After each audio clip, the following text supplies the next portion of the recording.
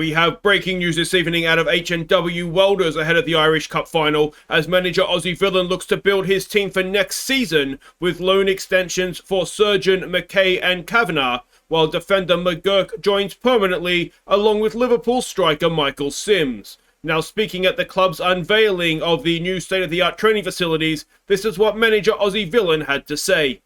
Look, I know people are going to say I should be concentrating on the cup final, but it's only Ballinamallard. You know, if we turn up, we win, basically. So I'm not worried about them at all. But it's very good to have everybody joining up again next season. I'm delighted to have the lads that have signed up again around for next season.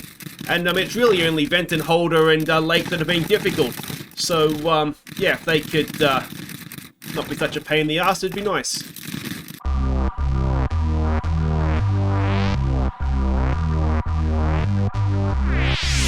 Hi guys, I'm Aussie Villain and welcome to Season 14, Episode 11 here at H&W Welders on the Impossible Dream as we try and win the Champions League with the Northern Irish club. And today we will round up Season 14.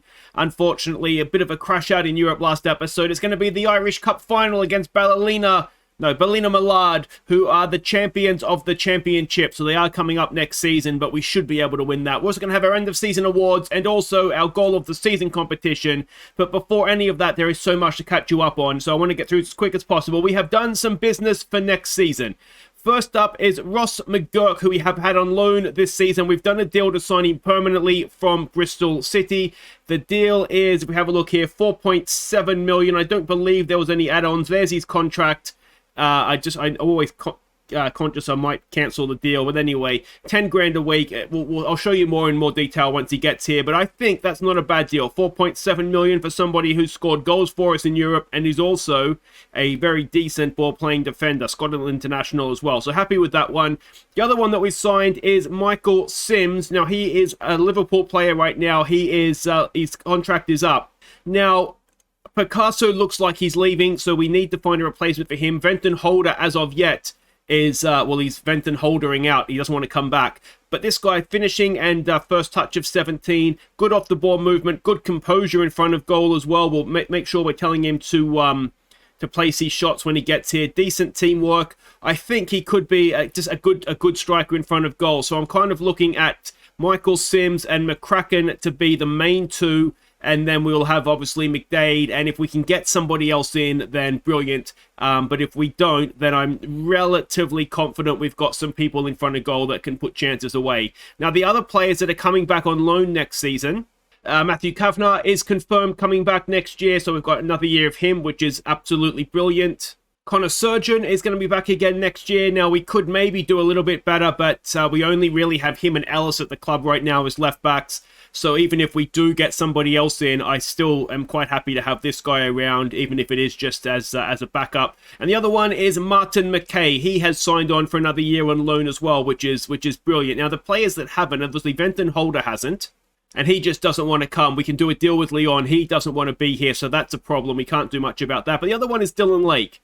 Now, the issue with Dylan Lake is that we are able to do, Liverpool are willing to loan him back, but 22.5 grand a week instead of 2.5 grand a week, essentially. Now, is Dylan Lake worth that to us when we've already got Martin McKay?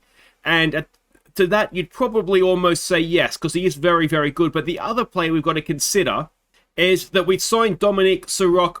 He is our player. He's a permanent signing for us. He is a left-footed winger as well. Now, is he as good as Dylan Lake? If we go and have a look here. The answer right now is no. You can see Dylan Lake in the blue does just kind of encirculate him apart from aerially. But mentally, well, don't worry, you don't care about defensive work so much. And physically, though, they're neck and neck. If Martin McKay is going to be the number one guy in Europe, if Dominic Sirrock is his backup for the league, do we then want to spend that money on Dylan Lake? So kind of question for the class there, what you think. I'm torn. I really, really am torn what we do on that one. Now, of course, the other player that we got on loan is Kean Scully. Now, you will notice he is back at Southampton. He tore his hamstring, so they recalled him, which is a bit of a shame. So let's catch up on the end of the season. We had the league wrapped up, of course. We had to play a semi-final of the Irish Cup as well, which obviously we've won because we've got the final today. But the first game after the Wolverhampton disaster was against Bainbridge Town, the last game of the league before the split. So let's see what happened. Lake found Picasso to give us a first-minute lead. And Scully crossed from the other side for Picasso to get his second. Kamani slipped in late to make it 3-0. Before Napoleon won possession and found Picasso for a first-half hat-trick. And a defensive howler fell for Lake to complete the scoring in the second half. So a timely reminder from Picasso that he is still a very, very good player. Now, he doesn't want to renew his contract, and even if he wanted to, the suspicion is he's not going to get a work permit. So he's reminded us how good he is, and then it looks like he will be leaving, which is disappointing, but it's not necessarily the end of the world, I don't think. But yeah, this was a good performance. We're too good for Bainbridge Town. They've been relegated at an absolute whimper. Next up in the league, it was Carrick Rangers, so let's go see how we did against them. A poor clearance allowed Scully to give us a half-time lead, before McKay sealed the points in the second half with a long-range effort. So this really just felt like a game we were going through the motions a little bit. We were comfortably the better side. We never really felt like we were going to lose it. But McDade didn't have a great day in front of goal. And yeah, I mean, we got the 3 points, and that's ultimately all that matters, isn't it? So to this point, we are undefeated. We are invincible in the league. We had Larne up next, one of the last two big hurdles of the split, obviously them in Linfield. So let's see if we could clear this hurdle. So we could, but to be honest, I think I fell asleep during this one. There wasn't an XG of 1 between the two sides. It was a terrible game of football. Turpie had a goal disallowed. We took McDade off. That's how bad he's been. And it was not good. It really was not good. Next up, it was the semi-final of the Irish Cup. It was Glenavon. Let's see what we did. Armstrong found McCracken to give us an early lead, but Glenavon were immediately level. Armstrong restored our advantage, before Surgeon crossed for Scully to make it 3-1. Armstrong played in McCracken for our fourth, and Tomo got our fifth before half-time. Glenavon pegged one back,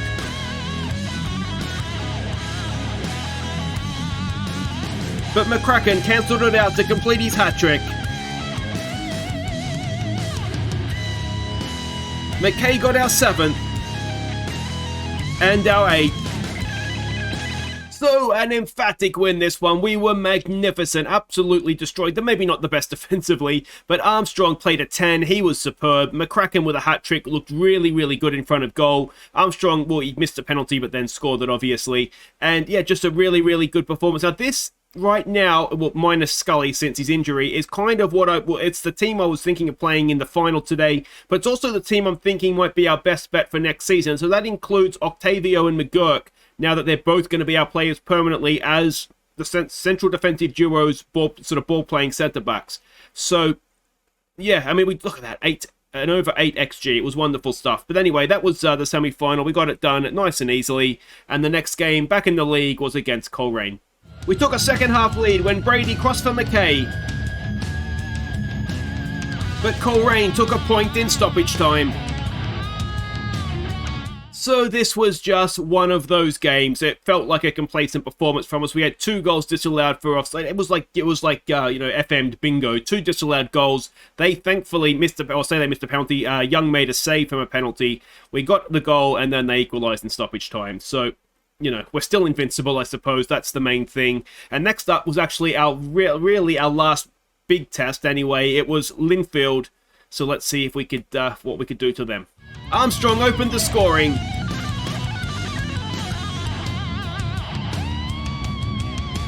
And then played in Turpie to get our second.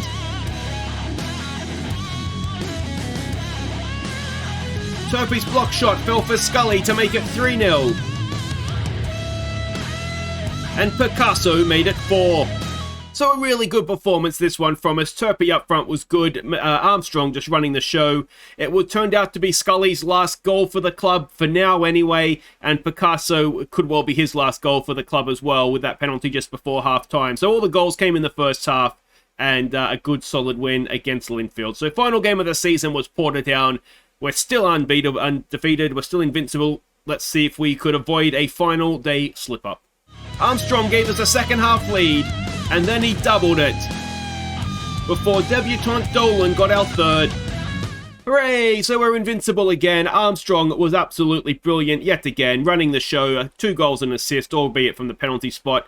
And Dolan, now this is a new name. It was his debut. He has been down in the under-18s all season. He's been doing really, really well. You can see there 28 goals from 19 starts, 24 sub-appearances. So he was caught. The coaching staff recommended putting him in the reserves, which would have happened at the end of the year anyway, because obviously it's 18 now. He can't play in the under-18s.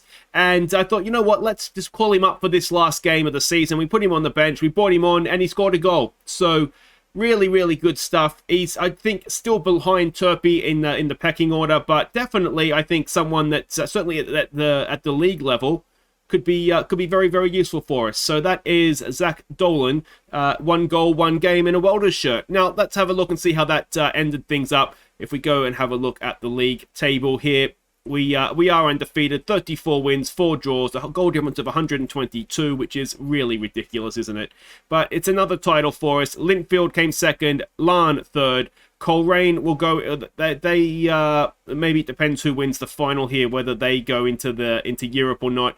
And then obviously there'll be the playoff. And of course, a reminder: we don't have the automatic spot into the group stage this season. We've lost that. We'll have to qualify again through the last round. Now, one other thing, I did want to show you this, but not want to give away the results, is facilities-wise. I did tease it in the intro there, but we've got state-of-the-art facilities, both youth and senior, and that has meant we are now a 3-star reputation club as opposed to a 2.5-star. So I'm hoping, well, that should make a little bit of difference in the summer transfer window. And if you're wondering, that we've still got the 3 legends, myself, Hamzat Kagbo, and McDade. Zanetti's an icon. Armstrong and Lake are favoured personnel. But we're here for a cup final today, aren't we? So let's go have a look at the team that we're sending out. All right, appropriately attired, ready for the dressing room. We're expecting a 4-2-3-1 from them. And, well, like I say, they did win their division. They are promoted for next season. Certainly last time I checked, they were anyway. Yeah, they did win it here. So they won it fairly comfortably, you'd have to say. But anyway, let's go and have a look at the team we're sending out. It is Young in goal. Now, Young does have a minor injury. It is a tight groin, which isn't ideal. But the problem we have is that Hammerstrom hasn't really played of late. And if we go down to the other goalkeeper, which is Amstatter, of course, he's just coming back from injury. He has no match sharpness. So we're going to take a risk and start Young. It'll be Surgeon, Octavio, McGurk and Kavanagh, De Lauro and Thompson in midfield, Brady, Armstrong and McKay. McCracken gets to start up top. A bench of Hammerstrom, as I said, Ellis, Hill, Kamani, Napoleon, Sirok and Turpey. And let's see if they're good enough to bring home the cup. All right, so we can see the team sheets here. Now, in terms of names we recognise, Paul Patterson came through our academy. He's a midfielder that never really made it with us. In fact, I don't think he ever played a game. But yeah, he is one of ours. I expect you to. Do we want to put that sort of expectation on and go out there, relax? The result will come. Let's just put on a worthy display for the media. I don't really know what else to say. We'll point our finger, say, "Come on, boys!" And I mean, at this point, they are still lower league opposition. All right, and here we go. Here we go. Yeah, there's always obviously the risk of an upset in the final, isn't there? But you'd like to think we can see this out.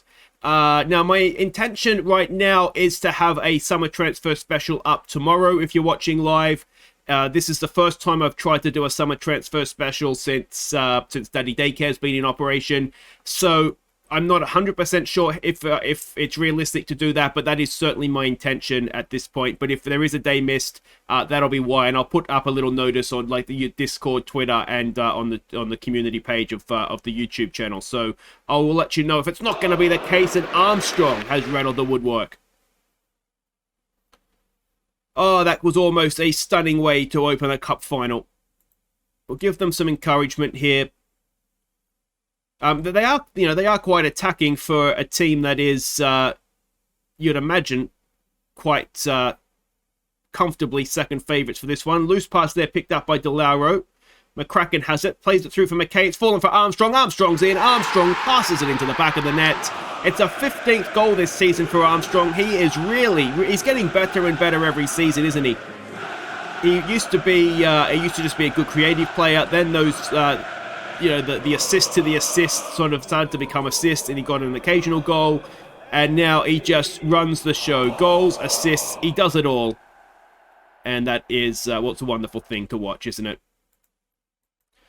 What was I going to say? I was going to say something then, and I forget now what it was. Oh, this is what I think right now is before the summer transfers happen, actually. But obviously, I should say not actually. This is what I'm thinking is going to be our best team next season. We do obviously have Sims to come in, and that is a penalty. Armstrong to take.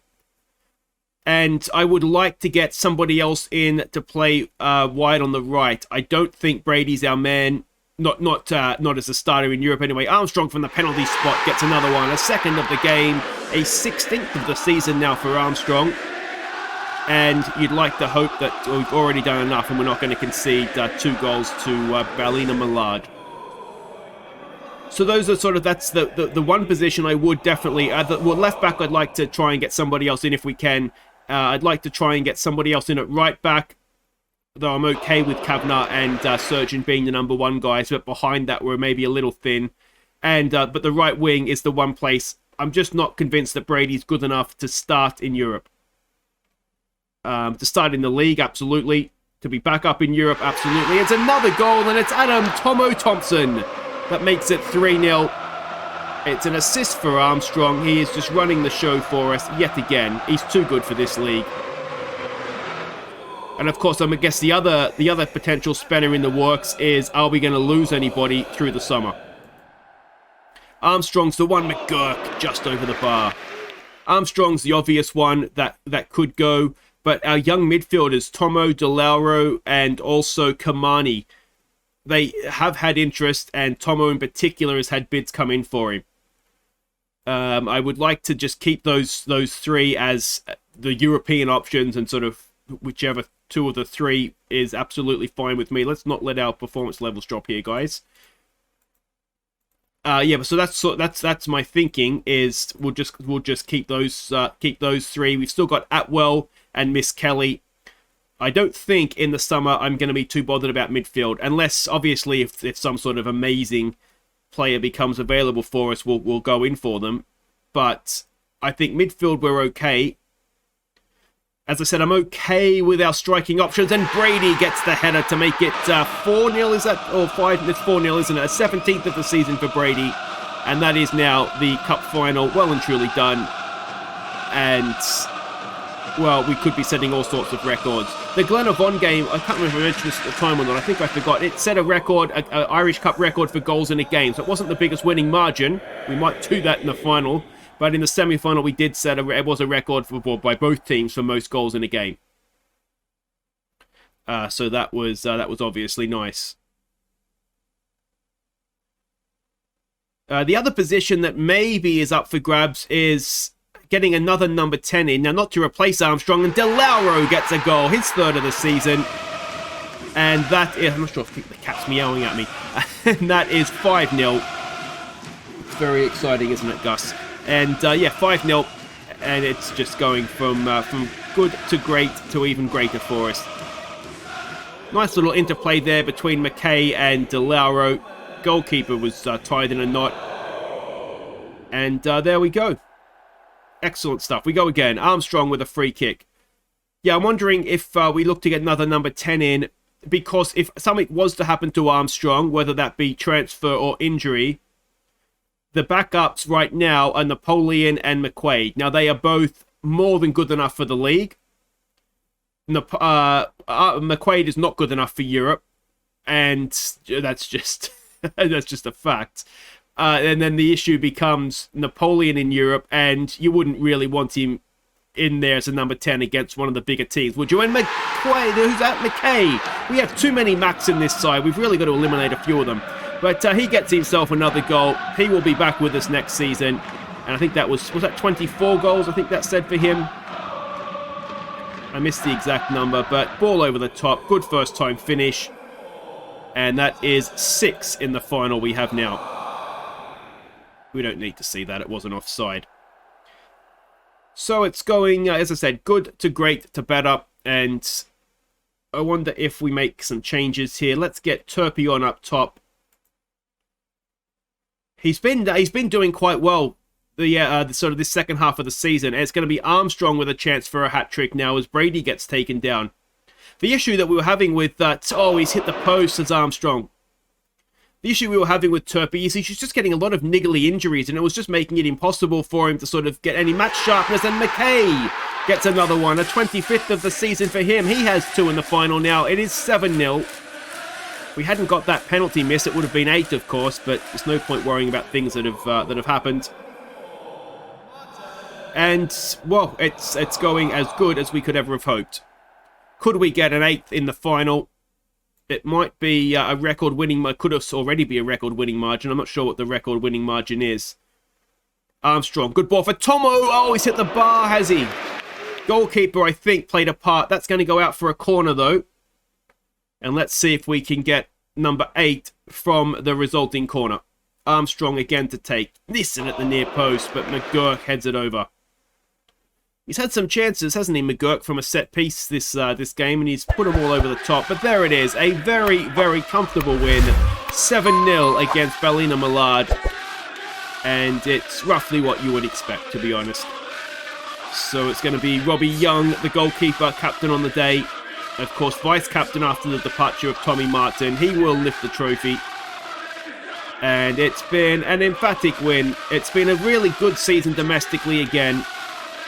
We've beaten Lingfield and Larne on our way to the final, so we've earned this, and, well, let the celebrations begin. It's been a disappointing season in Europe, but at least we've ended it on a high. We've been invincible in the league. We've smashed everybody on the way to a cup win, and it doesn't make up for Europe, but it's nice to do, isn't it? It is nice to smash people from time to time. Another 10 from Armstrong in midfield. Absolutely superb from him. And that's with a missed penalty as well. You know what? Season's done. Just go out there and enjoy it, boys. Absolutely well done. So Victoria's Harlan and Welders celebrate famous quadruple. We put out a strong team and we got a strong result. I'm sure they don't want to talk about that heavy loss. We've won money, which is... which is nice. Another win for the Welders. 5 times we've won that now, and well, it's 1 in 3 really that wins it, isn't it? But there we go. 13 key passes, 2 goals, 2 assists, a match rating of 10. It just goes better and better and better for Armstrong, doesn't it? What a player. Who's interested in him? Roma, Almira, Barcelona. So there's going to be interest in him. Let's hope we can see that off, because we'd be a much poorer side without him, wouldn't we? But guys, alright guys, we are going to end the episode there. I do have everything recorded, end of season awards and the goal of the season, all that stuff, but there was so much to catch you up on at the start of this episode that it just kind of means that we're already at, 20 odd minutes. It's going to be too long of an episode, 40 odd minutes, if we were to do everything today. So what we'll do is tomorrow, we'll have our end of season awards. We'll go through the squad. It's going to be a big summer for us, I think, because we do have money to spend, and we need to spend it well, and we need to spend it in the right area. So right now we have 30 million. We better get more than 4 million next season. I tell you that much for free. So, you know, as I said, and we do have a massive wage budget as well. We're spending 164 grand a week of 408 grand a week that we can spend. So we have money to burn, essentially. So we're going to get things right. So we'll go through the squad with a little bit more of a fine-tooth comb, and we'll get you guys' opinions, and I'll give you my thoughts as well.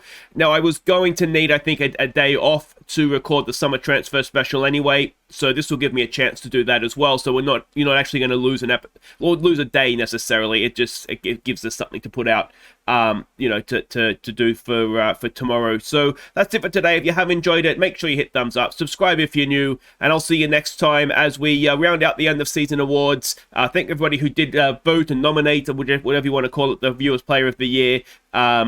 I shouldn't be surprised, but I'm a little bit surprised at who you guys have picked as the winner. But I'll see you next time. End of season awards, squad review, or analysis. Let's make it sound like it's smarter than it is. And then goal of the season as well. Take care, guys.